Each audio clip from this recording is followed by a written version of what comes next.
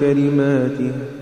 سبحان الله وبحمده عدد خلقه ورضا نفسه وزنة عرشه ومداد كلماته.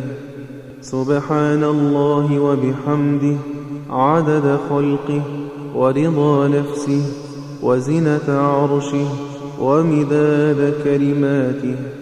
سبحان الله وبحمده عدد خلقه ورضا نفسه وزنة عرشه ومداد كلماته.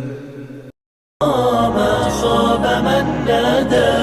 يا أجمل بيت في الدنيا، يا باب مفتوح على الجنة، يا بخت من زارها وصلى وبلقى الكعبة يتهنى، يا طيب عطرك يشفيني مثوى نبينا وأصحابه، ريحة الحبايب ترويني بنسى الهموم وأنا على باب